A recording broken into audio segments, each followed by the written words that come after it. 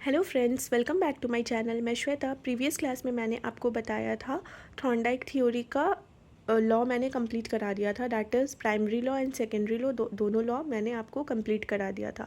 आज मैं आपको बताने जा रही हूँ educational implication of Thorndike theory, या फिर आप इसको educational implication of SR theory भी कह सकते हैं, जो बहुत ही ज़्यादा इंपॉर्टेंट है। तो स्टार्ट करने से पहले अगर आपको मेरे पढ़ाने का तरीका अच्छा लगता है, मेरे नोट्स पसंद आते हैं और ईजी लगते हैं, तो मेरे चैनल को लाइक, सब्सक्राइब और शेयर करना ना भूलें। और हाँ, बेल आइकन प्रेस कर दें ताकि आपसे कोई भी अपडेट मिस ना हो। तो चलिए स्टार्ट करते हैं। इसका फर्स्ट पॉइंट है, in the teaching learning process the main task of the teacher is to see what things he likes to be remembered और forgotten by his students. After this, he must try to strengthen the bonds or connection between the stimuli and responses of those things which are to be remembered through drills, repetition, and reward. For forgetting, the connection should be weakened through disuse and annoying results.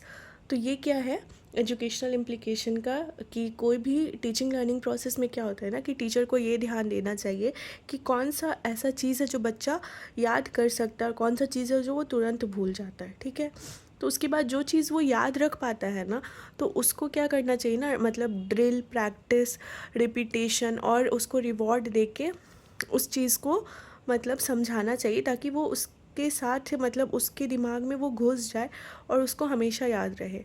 ठीक है, दूसरा point है, the child must be made ready to learn.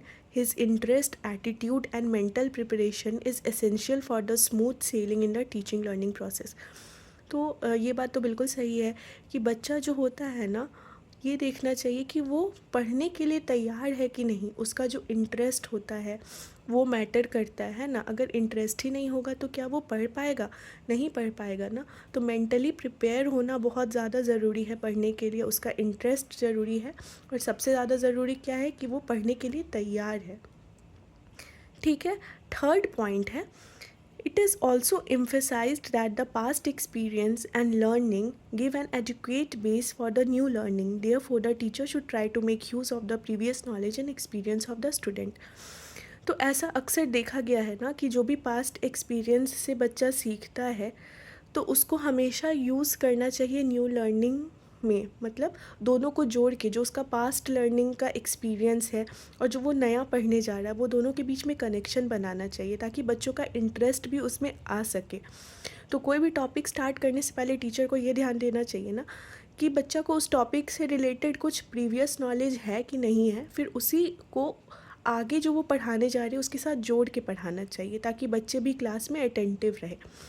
अब fourth point है, the child must also be encouraged to see the similarities and dissimilarities between the different kinds of responses to stimuli, and with the help of comparison and contrast should try to apply the learning of something in one situation to the other similar situation.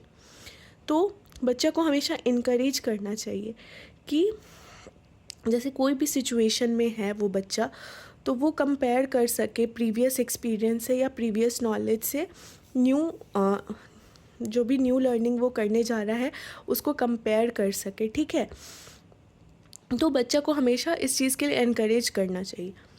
The child should be encouraged to do his work independently. He must try various solutions of the problem before arriving the correct one, but every care should be taken to see that he may not waste his time and energy. तो बच्चों को क्या करना चाहिए ना, हमेशा encourage करना चाहिए कि वो अपना काम खुद से कर सके, किसी के ऊपर डिपेंडेंट ना हो। ठीक है, तो बहुत सारा मतलब किसी भी करेक्ट सॉल्यूशन में पहुंचने से पहले उसको बहुत सारा एफ़र्ट करने देना चाहिए, बहुत सारा ट्राई खुद से करने देना चाहिए कि वो बना पा रहा है कि नहीं, वो प्रॉब्लम सॉल्व कर पा रहा है कि नहीं। लेकिन टीचर को बस ये ध्यान देना चाहिए कि उसमें ज़्यादा बच्चे का समय वेस्ट ना हो और ज़्यादा एनर्जी वेस्ट ना हो। तो ठीक है फ्रेंड्स, ये था एजुकेशनल इम्प्लीकेशन जो आज कंप्लीट हो गया है। अब इसका कंक्लूजन रह गया है बस, तो वो मैं आपको नेक्स्ट क्लास में बता दूंगी। बहुत ही छोटा सा कंक्लूजन है, क्योंकि जब भी आप लिखोगे ना आंसर, तो आपको इंट्रोडक्शन और कंक्लूजन तो लिखना ही लिखना है, क्योंकि वो मैंडेटरी होता है। अगर आप इंट्रो दोगे और कंक्लूजन लिख दोगे ना, तो लगता है ना कि हाँ टू बी टीचर लिख रहा है। तो छोटा सा कंक्लूजन है, नेक्स्ट क्लास में मैं आपको बताती हूँ। तब तक मेरे चैनल के साथ जुड़े रहें। Thank you.